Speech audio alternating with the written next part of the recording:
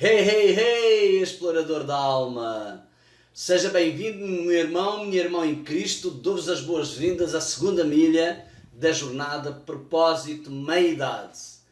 Uma experiência que precisa ser vivida com significado.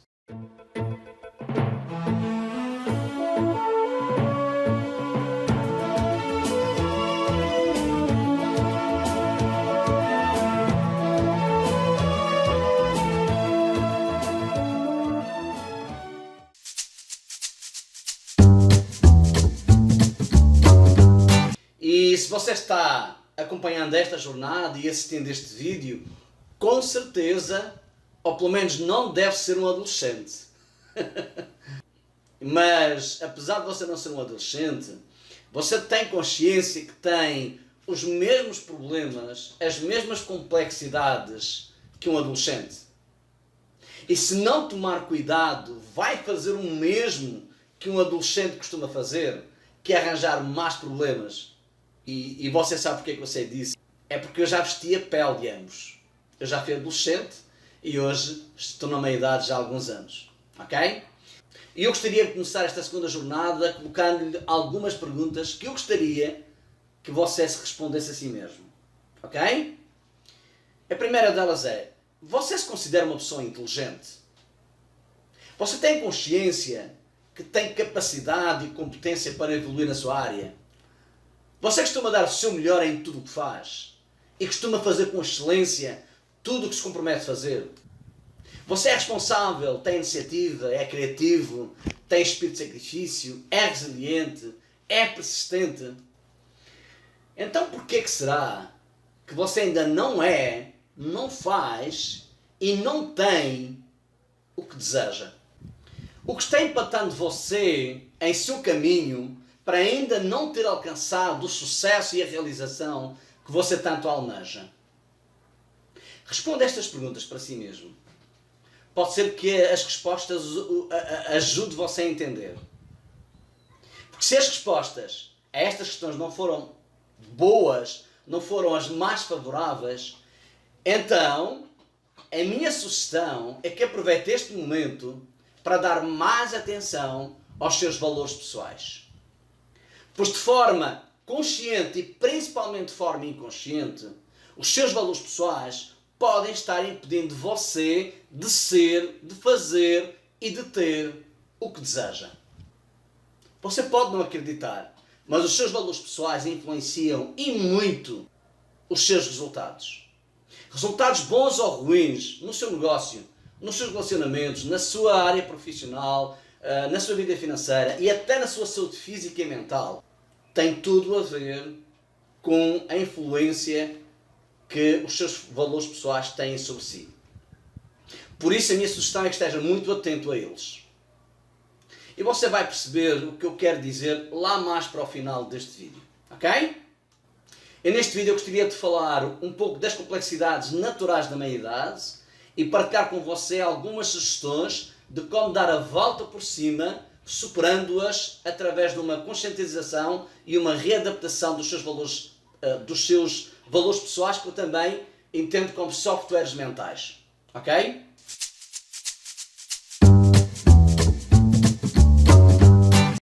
E você sabe, com certeza já sentiu na pele, que todas as etapas da vida têm os seus próprios desafios, as suas próprias oportunidades e limitações.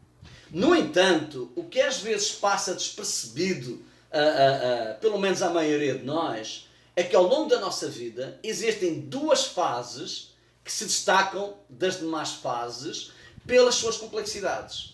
E são elas a fase da adolescência e a fase da meia-idade. E apesar das décadas que separam uma da outra, ambas se destacam pelas mesmas causas e as mesmas consequências. São alterações hormonais, confusão mental, questionamentos e desconexão com o que somos, com o que fazemos e com o que temos. E em relação à primeira fase, a fase da adolescência, os grandes questionamentos dos adolescentes é sobre que lugar eles devem ocupar neste mundo e o que eles acham que querem fazer. Já na segunda fase em questão, aquela que mais importa a você e a mim, que é o estágio da meia-idade, os questionamentos mais frequentes entre homens e mulheres com idades que rondam os 35 e os 55 anos, giram em torno do porquê me encontro exatamente onde me encontro na vida. Pois é, a maior parte das pessoas que chegam à meia-idade, elas não se encontram onde elas achavam que iriam se encontrar ou onde elas acham que mereciam estar. Por isso o grande questionamento é porquê me encontro exatamente onde me encontro na vida. E como se essa questão já não fosse complexa, existe uma outra grande busca por respostas a questões existenciais, do tipo, quem sou eu? Existe de facto algum propósito para a minha existência? A vida é só isto? Ou porquê é que eu vim a este mundo? E se você ainda não sentia algum grau de confusão, questionamentos ou desconexão com o que você é, com o que você faz ou com o que você sente neste estágio da meia-idade, a questão não é se você vai sentir isso, mas quando esses sentimentos irão aflorar em você.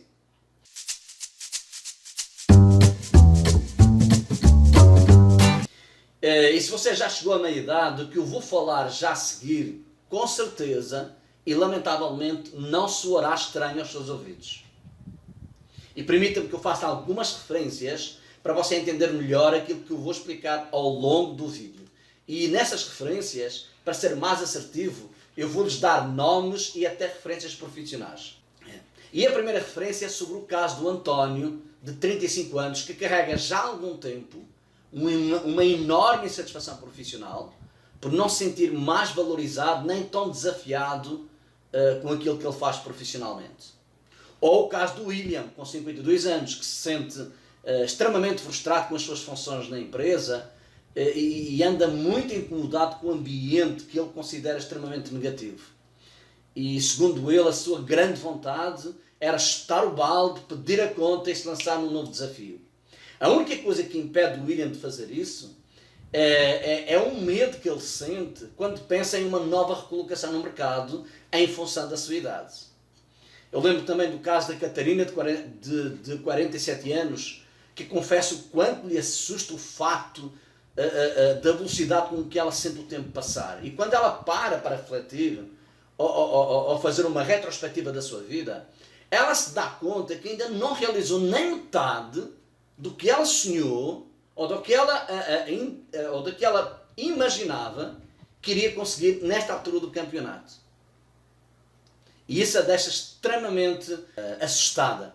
Ou o caso também do Pedro, de 58 anos, que lamenta amargamente o facto de ter se sujeitado a trabalhar a maior parte da sua vida em algo que não gostava, nem se sentia minimamente vocacionado a fazer.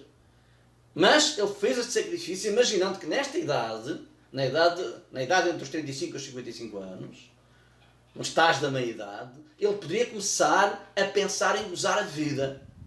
Mas tristemente ele conclui que continua infeliz com o que é, com o que faz e também com o que conseguiu até agora. E em relação ao futuro, como ele próprio diz, em relação ao futuro eu prefiro nem pensar.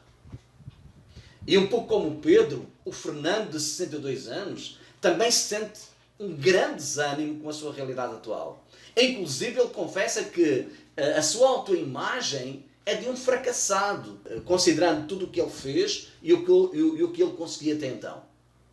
Mas ao contrário do Pedro, que prefere nem pensar no futuro para não sofrer mais ainda, o Fernando sente urgência em realizar alguma coisa de relevante, até para reverter a sua autoimagem negativa, que é a imagem de fracassado, que o deixa extremamente para baixo.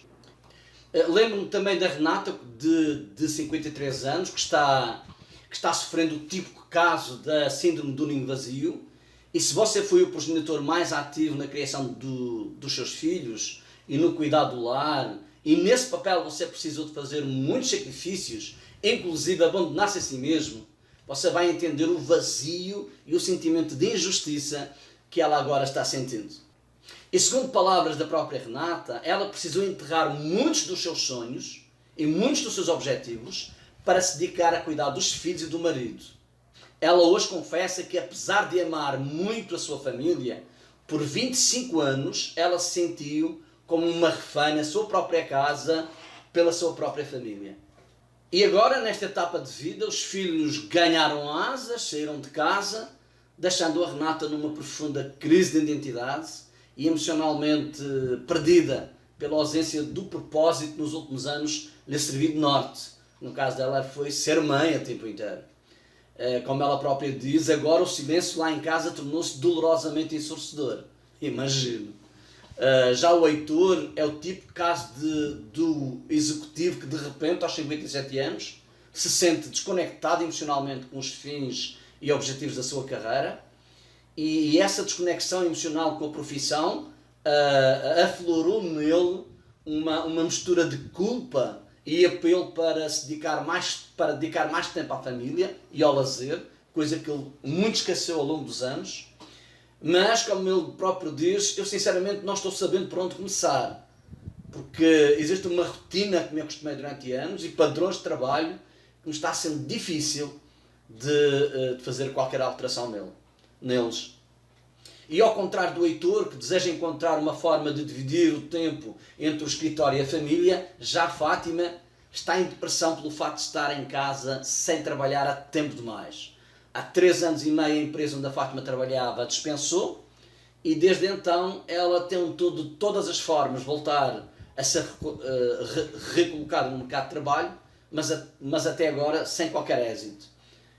Os seus 47 anos têm-se demonstrado um obstáculo bastante difícil de ser removido e a sua situação difícil de digerir. E estas são apenas algumas das muitas complexidades que atingem com mais frequência homens e mulheres entre 35 e 55 anos. Mas ainda poderíamos somar outras tantas, como o fato de sentirmos um certo saudosismo de quem nós éramos, do que fazíamos, ou do que tínhamos e não temos mais, ou sentirmos ameaçados em relação aos nossos colegas ou concorrentes mais jovens, principalmente no competitivo mundo corporativo, ou o desconforto que sentimos com o avanço ultra rápido de uma sociedade cada vez mais digital, com o foco na realidade virtual, na inteligência artificial, enfim, recheado de siglas do tipo 3.0, 4G, IA, NOC e outras tantas siglas que não fazemos nem ideia do que são e para que servem.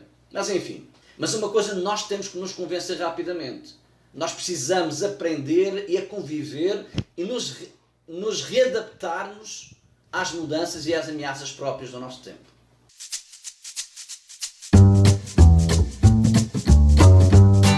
Você se lembra que logo no início eu lhe dizer que apesar de você não ser um adolescente, você tinha os mesmos problemas e sofria as mesmas complexidades do que um adolescente, e se não tomar cuidado, você vai fazer o mesmo que um adolescente costuma fazer, que é arranjar mais problemas. Você lembra? Pois é. Eu conheço e já ouvi contar muitos casos sobre homens e mulheres de meia idade que, devido a estas complexidades próprias desses estágios de vida, quer sejam complexidades hormonais, emocionais, técnicas ou sociais, acabam tomando decisões inadequadas que mais cedo do que imaginam trazem mais problemas para somar aos que já tinham. Às vezes, ter idade não significa ter maturidade, ok? Porque maturidade não tem nada a ver com a idade, porque eu conheço jovens maduros e conheço maduros imaturos. Por isso, maturidade é muito mais do que simplesmente somar anos na vida. Muitos deles procuram pseudo-soluções. E eu entendo que pseudo-soluções, por mais atrativas que possam parecer, não costumam resolver problemas. Servem apenas para mascará-los e procrastiná-los, o que no fim só os alimenta ainda mais e os faz crescer, o que nos prejudica ainda mais. Eu quero analisar alguns casos que são muito comuns entre homens e mulheres de meia idade. E eu vou começar por analisar o caso do Carlos. O Carlos tem 58 anos e diz estar farto da família, segundo ele, por quem tanto lutou uma vida inteira e que hoje não lhe reconhece nem lhe dá o devido valor. Inclusive, confessou que está mesmo pensando em se divorciar. Em boa verdade, o que eu acho e que o Carlos tem vontade de fazer, embora ele não confesse, ele quer se libertar da sua atual desconfortável realidade, segundo ele, para se lançar na vida louca em busca de novas aventuras amorosas. E aventuras amorosas essas que possam alimentar os seus valores pessoais de romantismo, de atração pelo sexo oposto, de jovialidade, de aventura, de sedução, de desafio e de realização que ele acha que merece.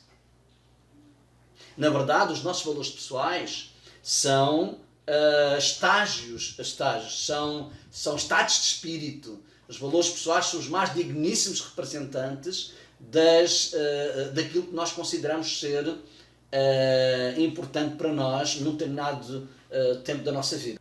O que está a acontecer hoje com o Carlos é que ele está deixando de parte alguns valores que durante alguns anos foram importantes para eles, e hoje, com todas estas complexidades próprias da idade, e no fundo a crise da meia-idade, o tal fantasma que assusta muito homens e mulheres entre os 35 e os 55 anos, nada mais é que um conflito de valores.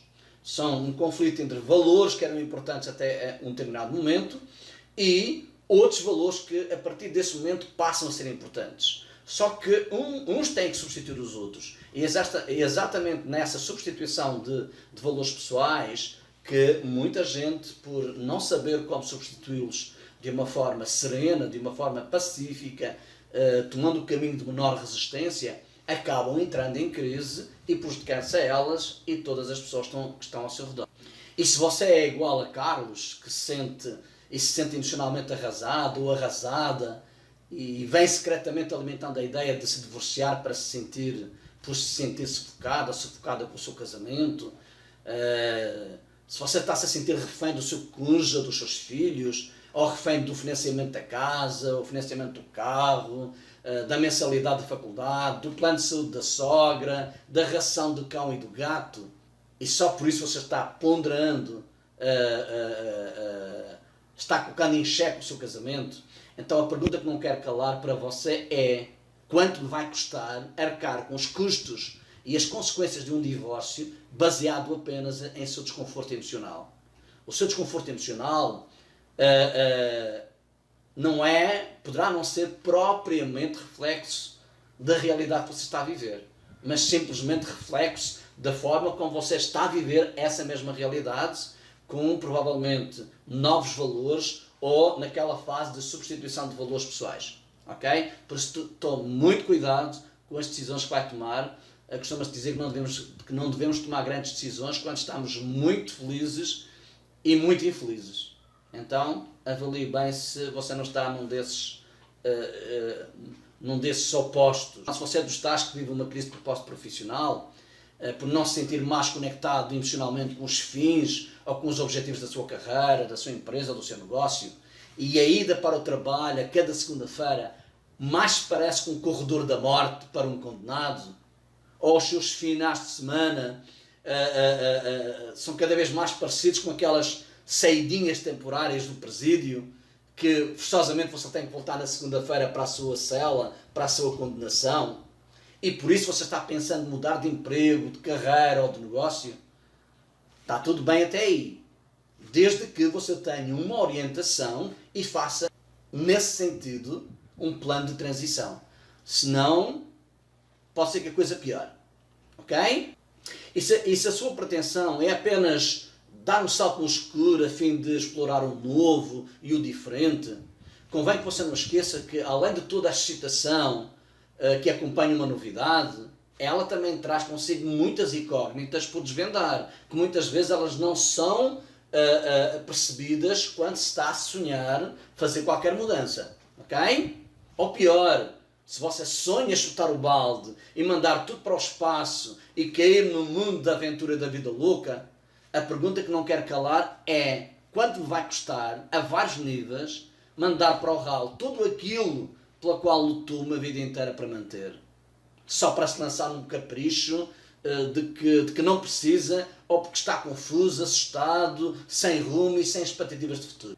Ok? Preste muita atenção nas decisões que vai tomar, se é uma das pessoas que está-se a sentir desta forma. Ok?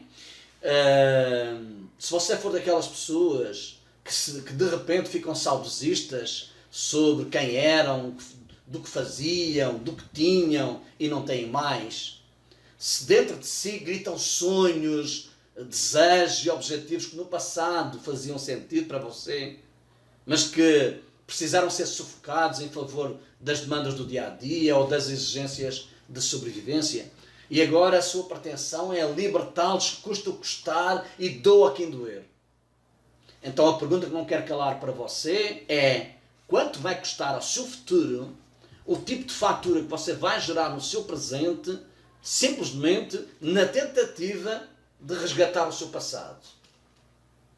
E o pior é que você pode estar a pensar fazer isso, sem sequer compreender ou sem sequer se questionar se esses sonhos, desejos ou objetivos cabem dentro da sua realidade atual. E mesmo que caibam dentro da sua realidade atual, quanto vai custar não ter ninguém que lhe oriente pelo caminho de menor resistência até aquilo que você considera ser a sua realização e a sua felicidade? Já pensou? E se você é dos tais ou das tais que não se reconhece mais quando olha para o espelho e se assusta simplesmente ao ver as marcas do tempo dispersas pelo seu corpo, que segundo o seu juízo de valor têm formas cada vez menos aceitáveis, e que segundo o seu conceito de beleza e vigor o seu corpo está completamente desnutrido, se você pretende a todo o custo e por todos os meios inverter o efeito do tempo no seu corpo, maquiando o seu aspecto com cirurgias ou vestuário pouco recomendável para a sua idade, então a minha pergunta para você é: quanto lhe vai custar à sua saúde emocional, física, psicológica e até financeira as consequências do seu querer mascarar a realidade para que a mesma se adapte a um capricho pessoal, esse sim, desnutrido de clareza mental?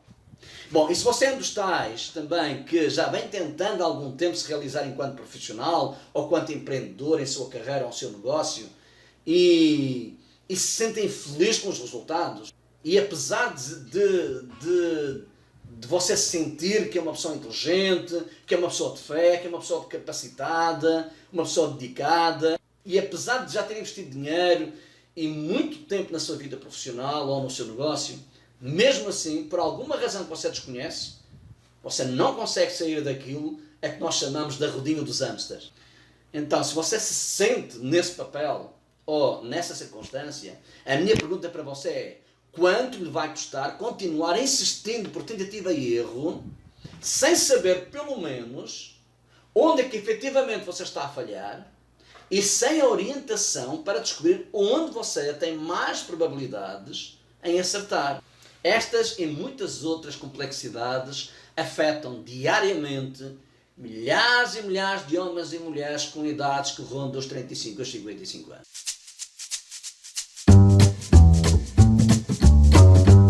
Vou-vos revelar algo em primeira mão que muito provavelmente você não vai aceitar à primeira, mas se você meditar profundamente sobre tudo aquilo que eu vou falar agora, você vai começar a fazer sentido para você, independentemente quais sejam as complexidades, as circunstâncias em que você se encontra neste estágio de vida.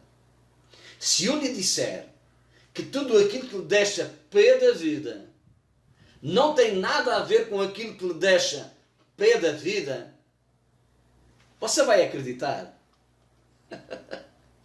Eu já explico. Parece que eu fiz confusão, mas não fiz. Eu já explico. O que eu quero dizer é: se você acha que todo o seu desconforto emocional, o seu sentimento de frustração e decepção, o seu sentimento de injustiça e desvalorização são culpa do seu cônjuge, do seu patrão, do governo, da sua carreira, da sua família, do seu casamento, dos seus colegas de trabalho, do cão, do gato, da galinha e do periquito, não é não. Não é culpa deles. E quem afirma isso não sou eu. Foi Marco Aurélio, o imperador romano, há uns séculos atrás, que disse o seguinte: se você, palavras dele, abre aspas, se você ser feliz com qualquer coisa externa, o sofrimento não é causado pela coisa em si, mas por sua própria avaliação a respeito. Ele continua dizendo: Isso você tem o poder de revogar a qualquer momento. Por outras palavras, o que ele disse é: o que você sente é apenas reflexo da sua percepção da realidade, tendo como base os seus valores pessoais, que são as suas lentes mentais, ok? E não quer dizer que a sua percepção da realidade reflita de facto a verdadeira realidade. Por isso é que na PNL nós temos um pressuposto que diz: o mapa não é o território. Ou seja, o território representa a realidade e o mapa representa a forma como você vê ou interpreta a realidade. Repare que não foi eu que disse, foi Marco Aurélio. Vou-lhe dar um exemplo prático para você compreender o que é que Marco Aurélio quis dizer e porque é que existe aquele pressuposto da PNL e o quanto os valores pessoais têm a ver com essa ambiguidade. Por exemplo, se você se sente desvalorizado por seu chefe, por sua esposa, por seus filhos, isso não quer dizer que eles não o valorizam. Ok? Isso quer dizer que você entende que eles não estão tendo as atitudes ou não estão dizendo as palavras que para você sejam critério de valorização. Era a mesma coisa que eu perguntasse ao António ou à Maria: o que é que precisa acontecer para você se sentir valorizado ou valorizada? E você me responderia que a pessoa que você queria ser valorizada, para você se sentir valorizado por ela, ela precisaria vir até si e na frente de todo mundo elogiar você, dar uma pancadinha nas costas e declarar para todo mundo que você era o rei do pedaço em alguma coisa. Você era extraordinário em alguma coisa. Isso quer dizer que se a pessoa em questão, seja ela a sua esposa, os seus filhos ou o seu chefe, se eles não fizerem isso, ou seja, se eles não elogiarem você no meio de todos os outros, se não lhe dar uma pancadinha nas costas e declarar para todo mundo que você é o rei do pedaço, se essas pessoas não fizerem isso, segundo o seu critério para os valores de reconhecimento pessoal, de valorização pessoal, então você vai achar que essa pessoa não valoriza você e por isso você ficará aborrecido com ela, ficará decepcionado com ela, apesar dela, à sua maneira, o valorizar muito. Percebe que uma coisa é aquilo que você interpreta, outra coisa é aquilo que é na realidade. Essas pessoas podem até valorizar mais do que você merece, mas elas valorizam você segundo os valores pessoais dela, segundo o jeitinho dela, e não segundo o seu jeitinho, não segundo os seus valores pessoais. E posso dizer até mais: você sofre mais do que devia e faz mais mimimi do que seria esperado por desconhecimento dos seus valores pessoais. E mais uma vez eu lavo as mãos, porque não sou eu que digo. Quem o afirma é um dos maiores gurus do comportamento humano a nível global e autor de vários livros, entre eles 2 best-sellers, que é O Despertar do Gigante Interior e O Poder Sem Limites. Esta pessoa sensacional que eu estou a falar é o Anthony Robbins. Ele afirma que se você não conhece os seus verdadeiros valores pessoais, prepare-se para a dor. Não foi eu que disse, foi o Tony Robbins. E é isso mesmo. Enquanto você não conhecer o que está por trás dos seus desconfortos emocionais e dos pensamentos e sentimentos negativos, você será refém dos seus humores e da sua percepção.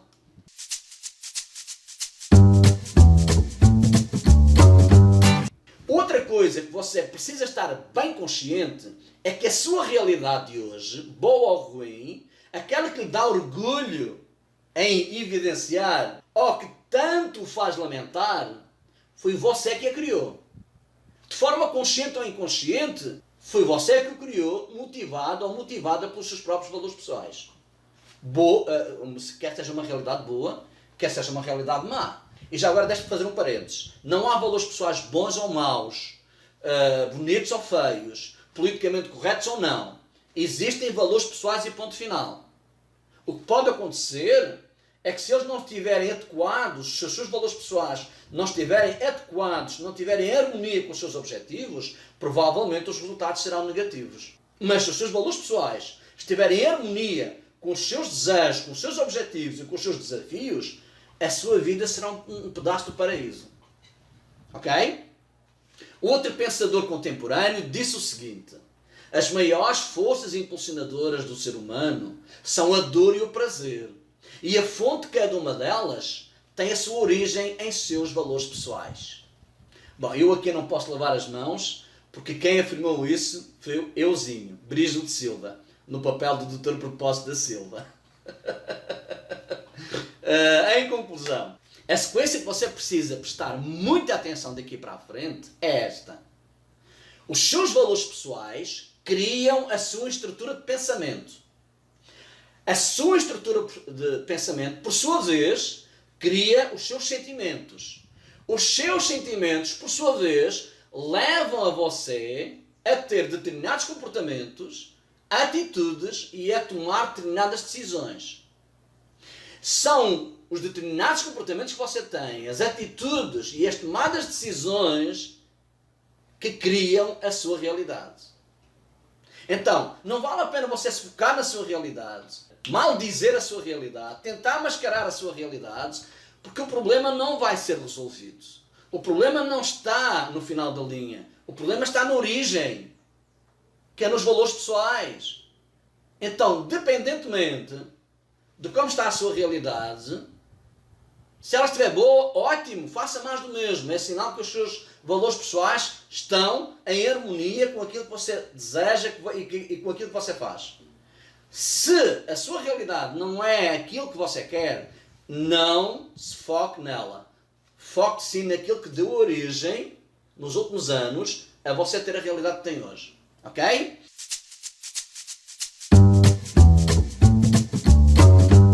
E a solução para melhorias significativas e contínuas passa por você descobrir qual é a hierarquia da sua escala de valores pessoais nesta fase da sua vida. E isto poderá acontecer com a ajuda de um profissional.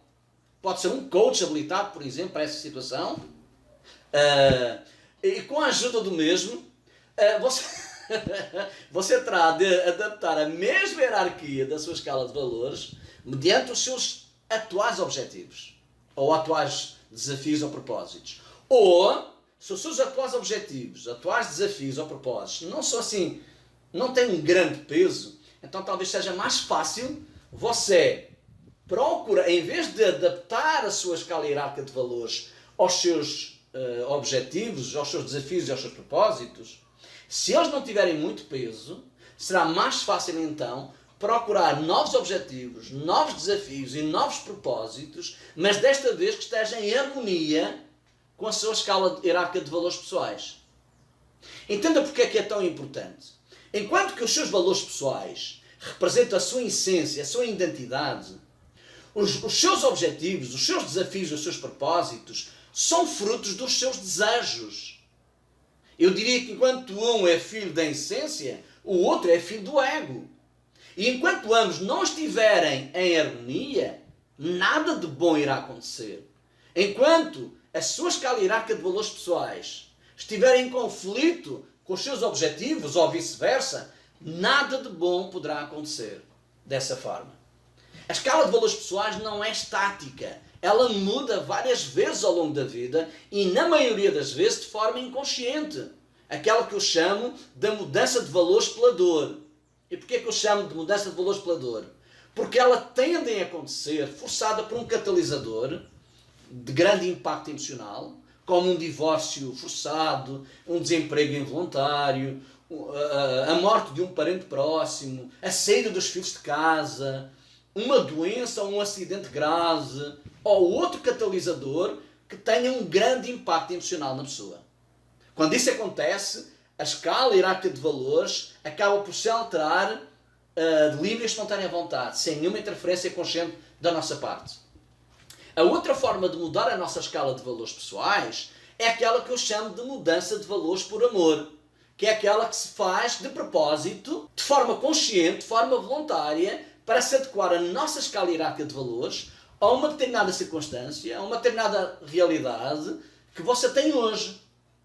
Como, por exemplo, alguém que decide empreender, só que este alguém que decide empreender foi alguém que passou décadas da sua vida trabalhando por conta de outrem e recebendo ordens de outrem. E inteligentemente ele entende e decide que com preparação para empreender, com preparação para esse desafio, ele quer adaptar a sua escala de valores pessoais aos desafios e riscos inerentes e que são naturais de quem empreende. É sem dúvida o melhor investimento que ele vai fazer. Ou também o caso de alguém que quer casar e para essa pessoa o para sempre é para valer. Não é só da boca para fora. Não é só com protocolo, para seguir o protocolo. Ok? Ou mesmo quem pretende emigrar ou mudar de carreira e o quer fazer pelo caminho de menor resistência. E estes são muito poucos dos muitos exemplos que eu poderia dar, se tivéssemos tempo. Ok? Recapitulando, porque isto é muito importante que faça uma recapitulação. A escala hierárquica de valores pessoais, ou o conjunto de softwares mentais de cada um de nós, poderá mudar de duas formas. Ou de forma automática, espontânea, quando existem catalisadores, na maioria deles negativos. Eu digo na maioria deles negativos, pois existem catalisadores positivos, como por exemplo, o facto de ser pai ou mãe é um catalisador positivo e que para muita gente serve de gatilho para que a escala hierárquica mude por si só. Mas na maior parte das vezes, na maioria das vezes, os catalisadores são negativos, como aqueles que eu falei ainda há pouco. Mas havendo necessidade, poderemos forçar, consciente e voluntariamente, a escala hierárquica de valores pessoais de alguém. Forçar no sentido de reconfigurar mediante ou para se adaptar a uma nova necessidade, uma nova circunstância ou uma nova realidade. Como aquelas também que já falamos. Ok?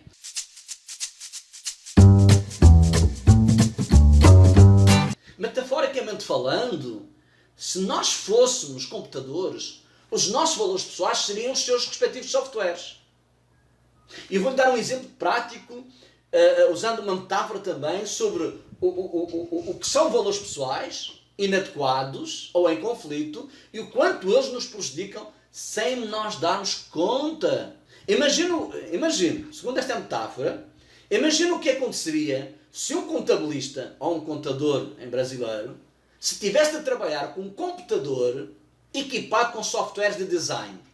Ou vice-versa. Imagina um designer ter que trabalhar com um computador equipado com softwares de contabilidade. Você consegue imaginar o tamanho do desperdício de energia, de tempo e de dinheiro que este cenário iria gerar? E o mesmo cenário é literal no nosso dia-a-dia. Quando perseguimos objetivos ou quando queremos abraçar certos desafios ou viver certos propósitos que não estão em harmonia com a nossa escala hierárquica de valores pessoais. E se acha que isso não acontece com você, pense bem. Pense quantas vezes você fez alguma coisa que não deu certo, quantos objetivos seus foram para o ralo, ou quantas vezes você abraçou um desafio que tinha tudo para dar certo, mas não deu. Ou quantas coisas você fez ao longo da vida, mesmo sentindo um grande desconforto emocional. Ou quantas vezes você se zangou, ou sentiu magoado, ou decepcionado por alguém, que depois veio a admitir que não havia motivo para tanto. Tudo isso, acredite, tudo isso foi motivado, de forma consciente ou inconsciente, por seus valores pessoais. Os que eu costumo chamar de softwares da alma. Porque nossos valores pessoais agem sobre nós igual os softwares agem sobre os computadores que eles têm na sua configuração. Além de termos nossos valores predominantes, também os temos organizados numa escala hierárquica, sendo o valor mais proeminente aquele que detém o domínio e a primazia sobre todos os outros. Era como se houvesse um general, um comandante, um capitão, um sargento, um cabo e por aí fora.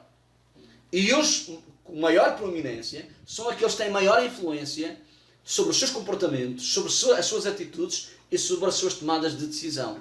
E você poderá questionar-se qual será de facto a real importância de descobrirmos quais são os nossos valores mais predominantes e qual é a importância de conhecer a posição que cada um deles ocupa na hierarquia da nossa escala de valores? E eu poderei responder simplesmente porque são os nossos valores pessoais que de facto governam as nossas decisões.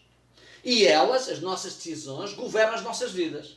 Porque a sua realidade é feita das decisões que você tomou ao longo dos anos. Os valores pessoais são fruto das crenças que estão mais vincadas na nossa mente e que foram sendo criadas por ensinamentos ou por exemplos que fomos captando das pessoas que estavam, que foram ou que são pessoas relevantes na nossa vida, principalmente na época da nossa infância, como por exemplo os nossos pais, os nossos professores, os padres, os pastores, os médicos de família ou outros adultos que detinham sobre nós alguma forma de autoridade ou poder. Então tudo aquilo que eles faziam, tudo aquilo que eles diziam, tudo aquilo que eles nos ensinavam, para nós enquanto crianças era a pura das verdades, era a única realidade que existia.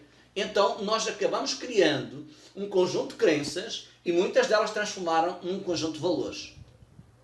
E são os nossos valores pessoais os responsáveis por formar o nosso caráter e a nossa identidade.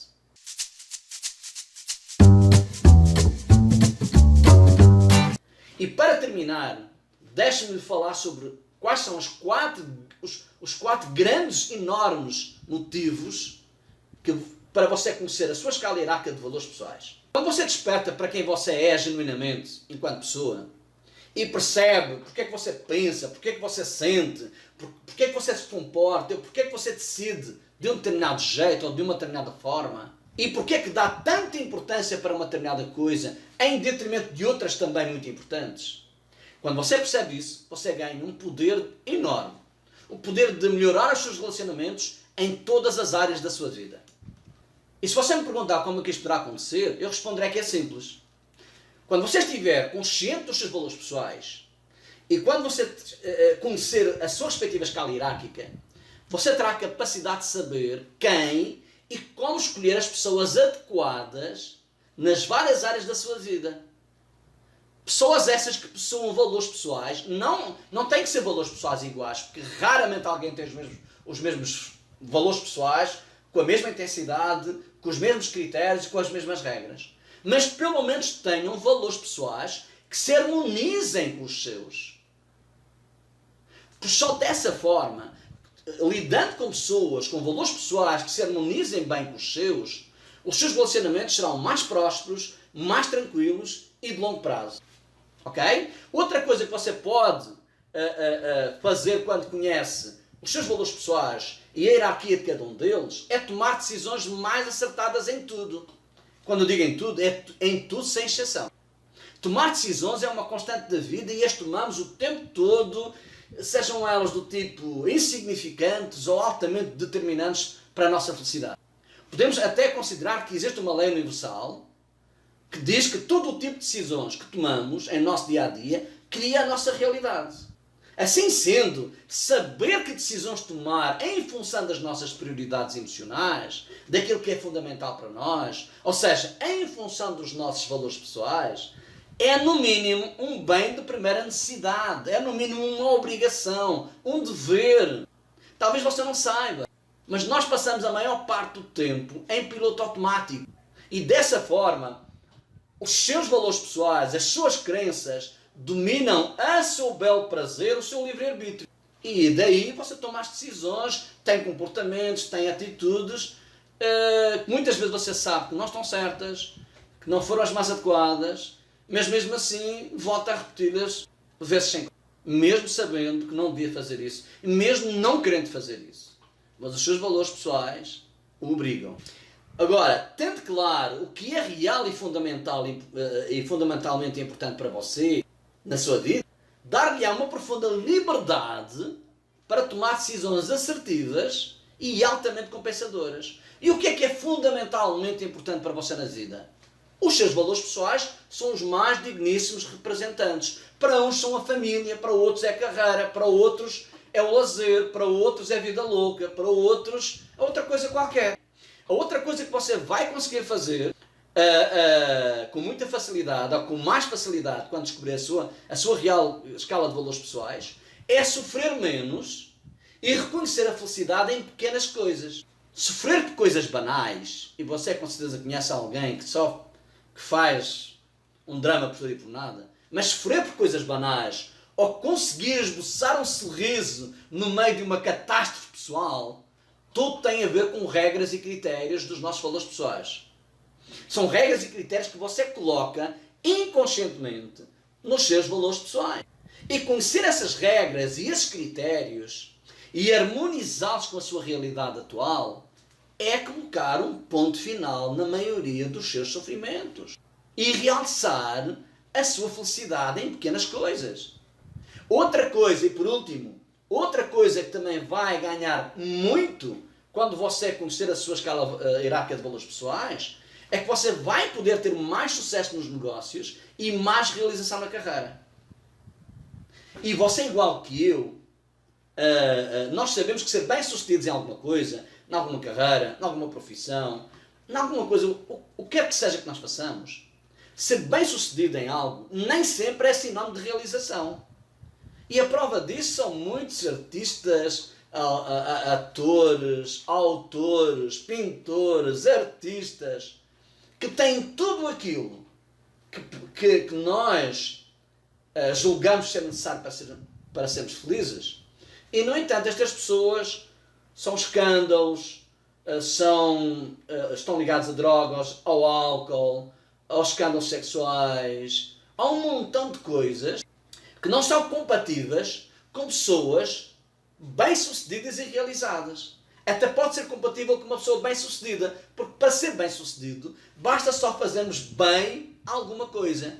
Mas fazermos bem alguma coisa não quer dizer que nos sentamos realizados com essa coisa, ou com os resultados dessa coisa. Ok? Porque os estados de espírito que nós chamamos de felicidade e realização, somos nós que os criamos. E dessa forma, duas pessoas na mesma situação e com os mesmos resultados, nas mesmas circunstâncias, podem experimentar entre elas estados de espíritos completamente opostos. Ok? As duas ganham a mesma coisa, as duas são bem-sucedidas, as duas vivem a mesma realidade, as duas têm as mesmas circunstâncias. Mas uma se sente realizada, a outra não. Qual é o fator que diferencia os valores pessoais de uma e os valores pessoais da outra? Ter a sua escala hierárquica de valores pessoais em harmonia com os seus desafios ou com os seus objetivos, quer do seu negócio, quer da sua carreira, quer da sua família, quer do seu hobby, quer no que seja, quer na sua missão de vida, quer no seu propósito de ação, é fundamental para que você possa tomar decisões assertivas e que possa turbinar a sua motivação e manter um estado de satisfação profissional constante. E agora a pergunta, e para terminar mesmo, a pergunta que não quer calar é: estando você na meia idade e sabendo tudo isto que eu acabei de falar, o que é que você quer fazer do resto da sua vida? Qualquer que seja a resposta a essa pergunta que eu acabei de lhe fazer, faça por ser um pouco do sal desta terra e um pouco da luz deste mundo. E desde já está convidado para estar comigo na terceira milha da nossa jornada, e o meu sincero obrigado por ter estado comigo ao longo desta. Então nos vemos na próxima milha. Até breve.